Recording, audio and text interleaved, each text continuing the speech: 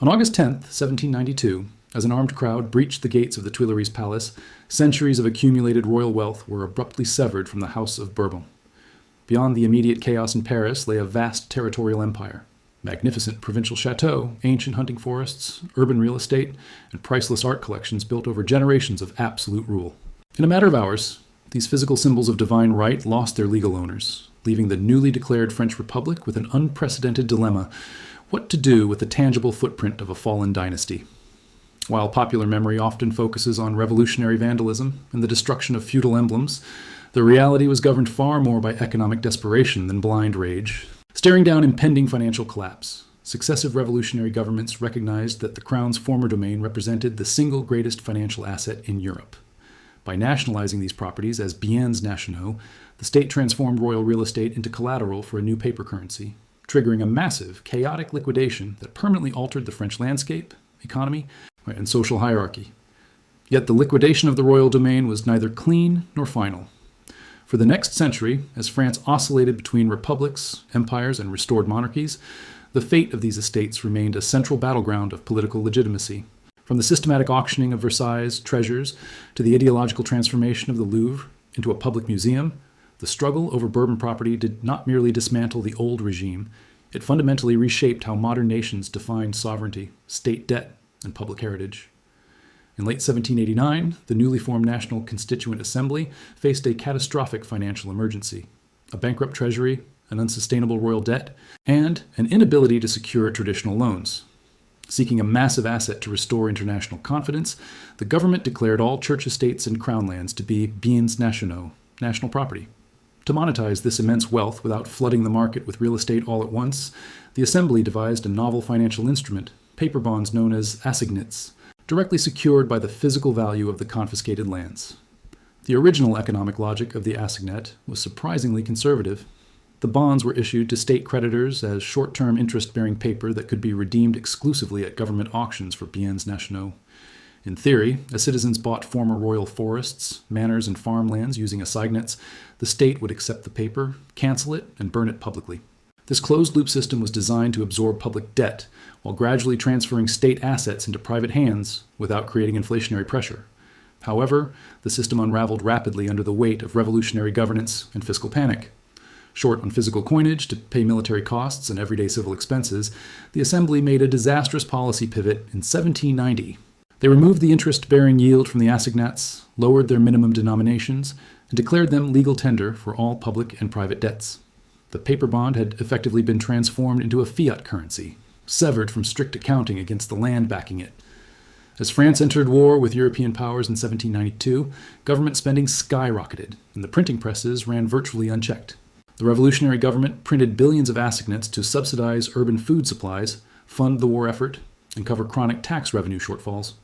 Predictably, hard currency vanished into private hoards, leaving the rapidly depreciating paper, a assignat, as the sole circulating medium in a nation suffering from severe supply shortages. This runaway inflation deeply distorted the land sales that were meant to stabilize the state economy.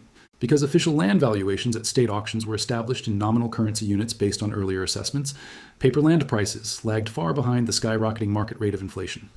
Buyers quickly realized that if they secured a land purchase contract structured with long-term installment payments, hyperinflation would erode the real value of their debt long before the final payment came due. This mechanism created a staggering windfall for wealthy urban speculators, politically connected elites, and prosperous farmers. Speculators would acquire huge amounts of heavily discounted assignats on the black market using real gold, purchase vast swaths of royal forest or chateau land at official auction prices, and then clear their remaining installment debt months later with paper currency that had lost most of its purchasing power. In real terms, centuries of royal assets were acquired for fractions of their actual worth. Consequently, hyperinflation derailed one of the revolution's core ideological goals, democratizing land ownership for the agrarian poor. While small peasant farmers were intended to gain independence by purchasing small plots of crown land, the chaotic financial environment favored those with immediate liquid cash and financial literacy. Poor rural laborers, unable to navigate speculative currency markets or raise initial down payments, were frequently outbid by urban buyers who treated former royal lands purely as financial hedges against currency collapse. By February 1796, the assignat had collapsed entirely, trading at less than 1% of its original value before being officially abandoned. In a dramatic public ritual in Paris, the Directory destroyed the assignat printing plates in the Place Vendôme. Though the currency experiment destabilized the revolutionary economy and wiped out liquid savings, the underlying territorial transformation remained permanent. The House of Bourbon's vast real estate empire had been irrevocably liquidated, permanently cementing a new landowning class across France. In May 1793, as the young French Republic fought both foreign coalition armies and internal counter-revolutionary uprisings, the National Convention initiated one of the largest liquidations of luxury goods in human history inside the Palace of Versailles. Abandoned since the royal family was forcibly relocated to Paris in October 1789, the vast royal residence was transformed into a chaotic, long-running auction house. For 17 months, auctioneers stood in the palace corridors selling off thousands of decorative masterpieces to generate immediate funds for the war effort and state operations. The sheer volume of the Versailles liquidation was staggering, ultimately encompassing over 17,000 distinct lots spread across hundreds of royal apartments. Rather than preserving these objects as national cultural treasures, the revolutionary state viewed them through a pragmatic economic lens. Stripping Versailles of its gilded furnishings served a dual purpose. It converted dormant royal assets into fluid capital to pay off pressing debts, while simultaneously dismantling the physical symbols of absolute divine right monarchy.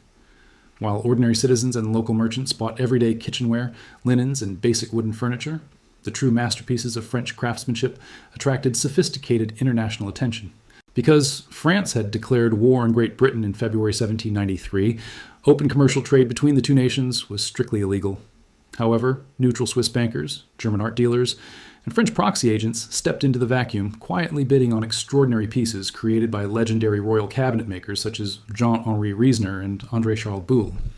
In Great Britain, the appetite for French royal provenance was insatiable among the landed aristocracy and rising commercial elite. Wealthy British collectors, entirely insulated from the political violence occurring across the English Channel, viewed French 18th century decorative art as the absolute pinnacle of European taste and refined luxury. Furthermore, acquiring items that had once adorned the private chambers of Louis XVI and Marie Antoinette held immense prestige, operating as counter-revolutionary trophies and physical symbols of monarchical solidarity.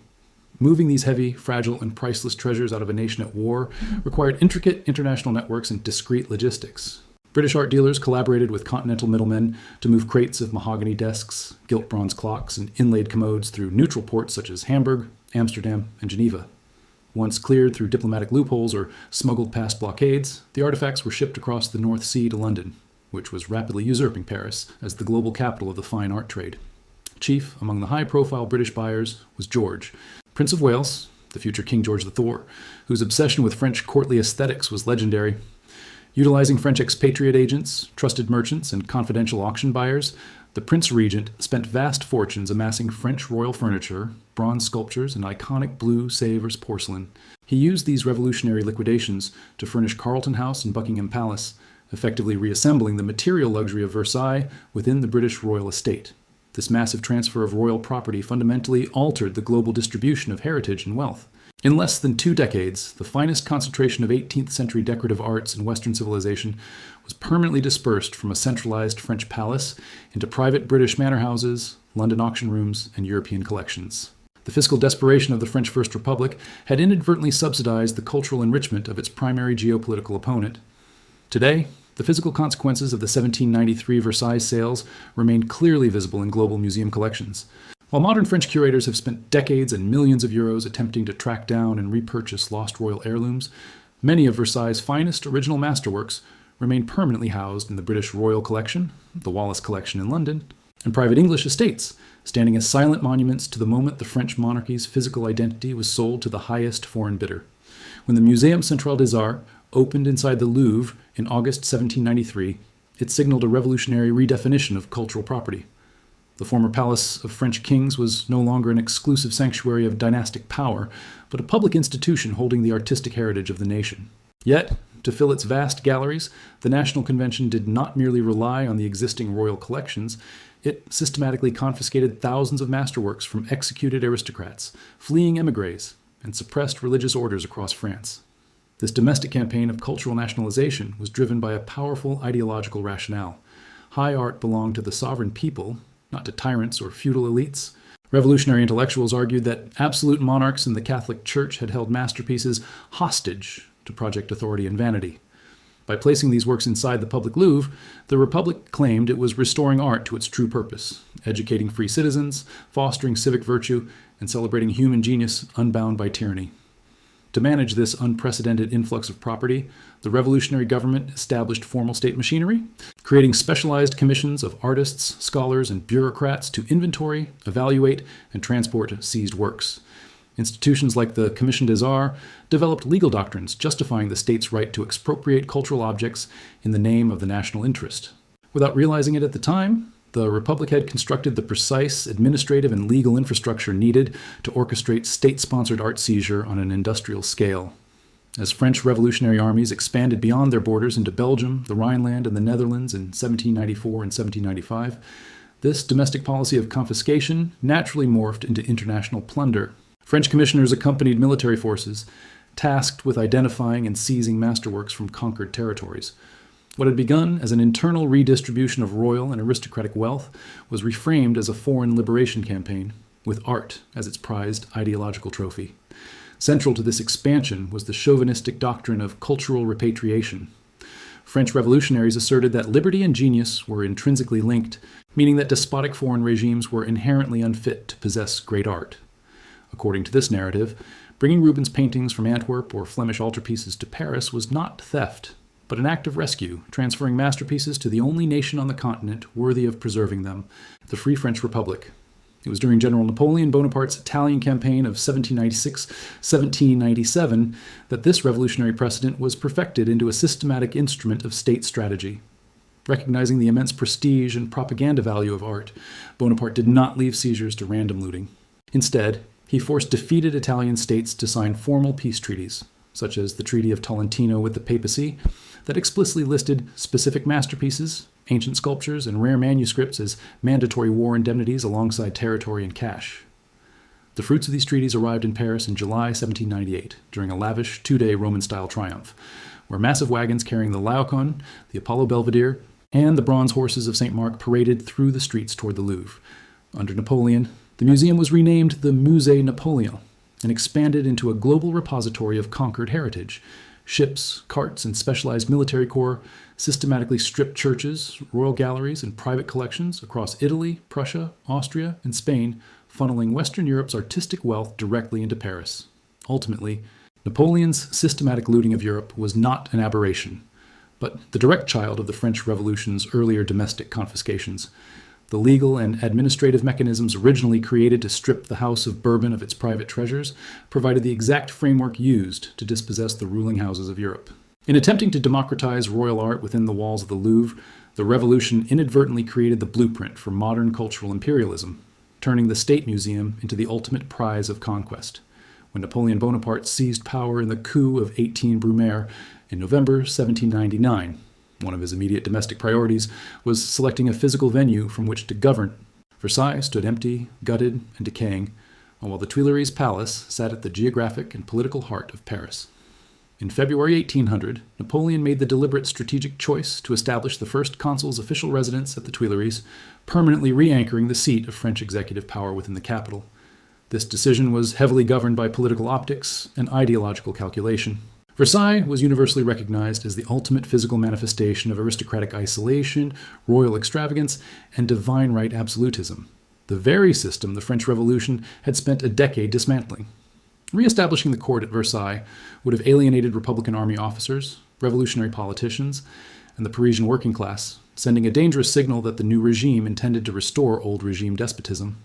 Beyond optics, the Tuileries provided profound administrative advantages for a ruler obsessed with centralized control. During the revolutionary decade, the core machinery of the French state, governmental ministries, judicial courts, police headquarters, and military command posts had consolidated entirely within Paris. Governing from the Tuileries allowed Napoleon to maintain immediate, hands-on oversight over his ministers, receiving intelligence reports and issuing executive orders with a speed that the physical distance to Versailles would have severely compromised. From a tactical security standpoint, Napoleon understood a fundamental lesson of the Revolution. Whoever controlled Paris controlled France. Louis XV's fatal vulnerability in October 1789 had been his physical isolation in the countryside, leaving him blind to urban unrest until a crowd marched directly onto the palace grounds. By residing inside Paris, Napoleon ensured he was never isolated from the political pulse of the capital, nor could a sudden uprising cut him off from the levers of power. The physical footprint of the Tuileries allowed Napoleon to transform the former royal residence into a fortified urban garrison. Bordered by the Seine and featuring the expansive Place du Carrousel, the palace complex provided an ideal staging ground for housing and maneuvering loyal Imperial Guard units. Having personally suppressed a royalist insurrection near the palace in October 1795 with his famous whiff of grape shot, Napoleon possessed first-hand knowledge of how the surrounding urban architecture could be deployed to suppress civil unrest. Financial pragmatism also made Versailles an impossible option in the early years of the consulate. Following the massive revolutionary auctions of 1793 and 1794, Versailles had been stripped down to its bare walls, lacking furniture, heating infrastructure, and basic maintenance. Fully restoring the vast palace complex to functional imperial standards would have required an enormous capital expenditure, at a moment when state revenues were desperately needed to fund military campaigns and stabilize the national bank. Rather than restoring Versailles, Napoleon focused his architectural ambitions on modifying the urban landscape surrounding the Tuileries to enhance its security and accessibility. He initiated the construction of the Rue de Rivoli along the northern edge of the palace grounds, creating a wide, straight thoroughfare. This grand avenue was intentionally designed to facilitate the rapid movement of cavalry and artillery to clear nearby streets in the event of riots or organized insurrections. By ruling from the Tuileries, Napoleon projected an image of a sovereign firmly embedded within his nation's capital while maintaining strict military command over its populace. However, this urban placement permanently tied the fate of French rulers to the volatile temperament of Paris. In choosing the proximity of the Tuileries over the rural detachment of Versailles, Napoleon established a structural pattern that every subsequent French monarch and emperor would inherit, an arrangement that offered unprecedented command during times of strength, but absolute physical vulnerability when the capital inevitably revolted. When King Charles VI ascended the French throne in September 1824, he inherited a monarchy desperately attempting to reconcile two incompatible worlds: the old aristocratic order and the post-revolutionary society forged by a decade of rapid land redistribution. While his predecessor, Louis XVI, had maintained political stability by guaranteeing the property rights of citizens who purchased biens, Nationaux, ultra-royalist factions inside Parliament remained obsessed with compensating the nobility. Charles VI, a staunch believer in absolute divine right, resolved to settle this grievances once and for all by passing the law of April 27, 1825, popularly known as the Milliard des émigrés, billion for émigré. The law was designed as a pragmatic political compromise. Rather than stripping millions of peasant and bourgeois landowners of their former royal and noble estates, the state would pay direct monetary indemnities to the dispossessed aristocratic families. To fund this colossal payout of roughly 1 billion francs, the royal treasury generated state bonds, rentes, issued at a 3% yield. On paper, the arrangement seemed to resolve a 30-year property dispute without triggering a civil war over land titles, finally granting legal closure to the transfers of the 1790s. However, the financial mechanics chosen to finance this compensation immediately ignited widespread public fury among the French middle class. To offset the massive new debt burden of issuing 1 billion francs in bonds, the government forcibly reduced the interest rate paid on existing public debt from 5% down to 3%. This move directly penalized hundreds of thousands of middle-class investors, retirees, and merchants who relied on government bonds for income, effectively forcing ordinary citizens to accept reduced financial returns so that wealthy aristocrats could be enriched. Beyond the immediate financial pain, the moral outrage across French society was intense and visceral. To urban workers, veterans of Napoleon's Grande Armée, and liberal intellectuals, the state was taking taxpayer money to reward aristocrats who had abandoned the country during the Revolution. Many of these émigré families had not merely fled. They had allied with enemy foreign powers, including Prussia, Austria, and Great Britain, and taken up arms against French soldiers. The law was widely perceived as a humiliating insult to national honor, effectively penalizing loyal citizens to compensate traitors. Liberal journalists and parliamentary deputies seized upon the Milliard des émigrés to mobilize political opposition against the crown. Figures like the young journalist Adolphe Thiers and the elderly Marquis de Lafayette used newspapers such as Le National to frame the indemnity as an illegitimate transfer of public wealth to a privileged caste. They argued that the law approved Charles viewed the French treasury not as an instrument for national development, but as a private family piggy bank reserved for ultra-conservative loyalists. The compensation law fundamentally shattered the fragile truce between the restored Bourbon monarchy and the post-revolutionary nation. For the expanding urban middle class, the measure was terrifying evidence that Charles VI intended to dismantle the constitutional charter of 1814 piece by piece. Fear spread that the Milliard des Émigrés was merely the first step in a broader radical campaign to re-establish feudal dues, restore church tithes, and reverse every social conquest achieved since 1789. This deep public resentment hardened into systemic political stalemate over the next 5 years. When liberal opposition candidates won major victories in the parliamentary elections of 1827 and 1830, a panicked Charles X refused to compromise, appointing the ultra-reactionary Prince de Polignac as prime minister. In July 1830, when the king attempted to bypass Parliament entirely by issuing the 4 ordinances, suspending press freedom, dissolving the newly elected chamber, and restricting voting rights, the population of Paris responded not with passive obedience, but with open insurrection. During the 3 glorious days, Les Trois Glorieuses, of July 27-29, 1830, workers, students, and middle-class citizens erected street barricades across Paris and forced Charles Marmoleix to abdicate. The law designed to secure the financial future of the old aristocracy had accomplished the exact opposite. By infuriating the taxpayer base and uniting liberal factions against the crown, the émigré Bourbon became the primary catalyst that permanently ousted the elder branch of the House of Bourbon from power. When Louis-Philippe Forceuse assumed the throne following the July Revolution of 1830, he inherited a deeply polarized nation fractured by decades of political upheaval.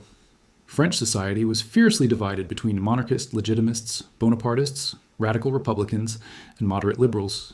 In the heart of this ideological battlefield stood the Palace of Versailles, a massive, silent complex that remained a deeply controversial symbol of old regime absolutism, royal privilege, and Bourbon division. Recognizing that reopening Versailles as an active royal residence would provoke widespread public outrage, the citizen king proposed a revolutionary compromise, transforming the palace into a grand public museum dedicated to all the glories of France, à toutes les gloires de France. By funding the massive restoration out of his private civil list, Louis-Philippe aimed to depoliticize the building. The goal was to construct a unified historical narrative that absorbed every era of French history, monarchist, revolutionary, and imperial, into a single national canon. The physical and ideological centerpiece of this new national museum was the Galerie des Batailles, Gallery of Battles, inaugurated in June 1837. Designed by royal architect Frederick Nepveu, the project required gutting the entire first floor of the palace's south wing, sacrificing historic apartments once occupied by princes and nobles to build a single monumental hall. The space was explicitly designed not to celebrate the divine right of kings, but to glorify the collective military sacrifice of the French nation. Architecturally, the Galerie des Batailles was designed to awe visitors through scale and light. Spanning over 120 meters in length, exceeding even the famous Hall of Mirrors, the gallery borrowed visual elements from the Louvre's Grande Galerie, utilizing innovative glass skylights to flood the massive canvases with natural overhead light. Surrounding the paintings were rows of marble busts depicting famous French marshals, generals, and admirals who had died in combat, transforming the grand room into a solemn pantheon of national heroism. The gallery contained 33 monumental paintings arranged in strict chronological order, portraying nearly 14 centuries of French military history. The visual journey began in the 5th century with Ary Scheffer's depiction of King Clovis at the Battle of Tolbiac in 496 AD, anchoring the nation's origin in early Christian victory. It then marched through medieval triumphs like Bouvines and St. Louis at Taillebourg, before leading into the early modern victories of Joan of Arc and King Henri IV. What made the Galerie des Batailles a masterclass in 19th century nationalism was its deliberate inclusion of post-1789 military triumphs alongside royal battles. Rather than erasing the French Revolution or Napoleon, Louis-Philippe commissioned massive works depicting key revolutionary victories, such as Valmy and Jemmapes, as well as iconic Napoleonic triumphs like Austerlitz, Jena, and Wagram. By placing royal commanders, Republican volunteers, and imperial marshals side by side, the exhibition declared that every battlefield sacrifice contributed equally to the honor of France. To execute this visual project, Louis-Philippe enlisted the nation's foremost romantic and neoclassical painters, including Horace Vernet, Eugène Delacroix, and François Gérard. Vernet, in particular, created vast, dynamic compositions that prioritized emotional immersion, dramatic movement, and martial valor over cold, academic precision.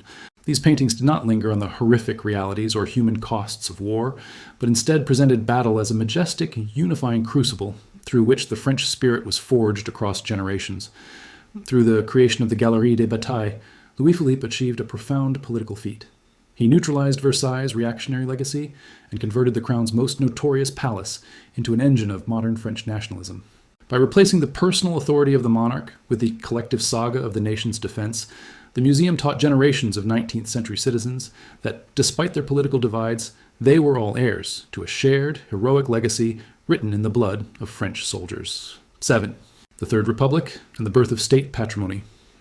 Following the collapse of the Second Empire in 1870 and the suppression of the Paris Commune, the fledgling Third French Republic faced a delicate challenge, establishing democratic legitimacy without the shadow of a returning monarch. For nearly a century, former Bourbon properties had oscillated between royal civil lists, imperial residences, and emergency state sales. To secure these sites permanently against royalist claims and urban expansion, the Third Republic set out to convert former royal real estate into an inviolable public trust owned by the French nation. This legal transformation was driven by a growing preservation movement led by figures such as Prosper Mérimée and Eugène Viollet-le-Duc, who argued that royal chateaux, forests, and historic monuments were living archives of French identity. The challenge was that 19th century French legal framework, rooted in the private property protections of the Napoleonic Code, left historic structures vulnerable to commercial exploitation, neglect, or private demolition. Without statutory intervention, former crown lands remained subject to the whims of shifting political regimes or private buyers. The first major legislative breakthrough came with the law of March 30th, 1887, the first comprehensive French statute establishing state protection over monuments of historical and artistic interest. The 1887 law created a formal legal register, or classification system, allowing the Ministry of Public Instruction and Fine Arts to designate former royal estates, medieval ruins, and architectural treasures as protected national monuments. For the first time, state oversight superseded unrestricted private development when public historical interest was at stake. However, the 1887 law contained a critical weakness. A property could only be classified with the explicit consent of its owner. While this worked for government-held royal sites like Versailles or Fontainebleau, it left vast tracts of historic crown land, provincial chateaux, and former aristocratic manors vulnerable if private owners refused state intervention. If an impoverished noble family or commercial developer decided to dismantle a historic structure or sell off its architectural carvings to foreign art dealers, the state possessed limited legal power to intervene. To close these gaps, the French Parliament enacted the landmark law of December 31, 1913 on historical monuments, a piece of legislation so robust that it remains the foundational pillar of modern French heritage law today. The 1913 Act fundamentally redefined the legal relationship between state power, private property, and national history. Under this law, the state acquired the unilateral power to forcibly classify any historic property of public interest, inter public, regardless of owner consent, effectively freezing the structure's physical integrity under state protection.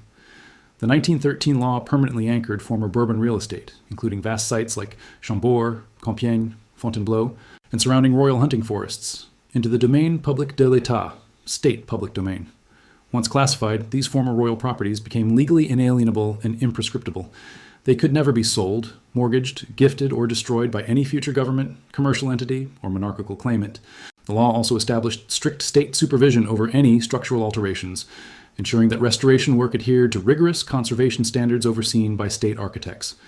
By legally transforming royal private property into national heritage, patrimoine national, the Third Republic accomplished a profound ideological victory. The magnificent palaces built by absolute monarchs to project divine right authority were permanently redefined as the collective inheritance of every French citizen. The administrative machinery that once funded royal court life was converted into public preservation budgets, laying the structural groundwork for the modern network of state museums and public monuments that define contemporary France. The century-long transformation of the Bourbon royal estates demonstrates that the fall of a monarchy is never merely a political transition. It is an economic, physical, and cultural restructuring of the state itself. From the chaotic Biens Nationaux land sales of 1789 and the desperate 1793 Versailles auctions to the ideological opening of the Louvre and the strategic positioning of the Tuileries, each successive regime was forced to confront the physical footprint of the fallen dynasty. What began as an urgent financial bailout during the French Revolution ultimately yielded one of the most sophisticated heritage protection systems in the modern world. By surviving revolution, hyperinflation, foreign liquidations, and political restorations, the physical empire of the House of Bourbon was neither destroyed nor returned to private royal hands. Instead, it was systematically transformed into the democratic anchor of modern French identity, proving that while dynasties inevitably fall, the physical legacy they leave behind can become the permanent property of the sovereign people.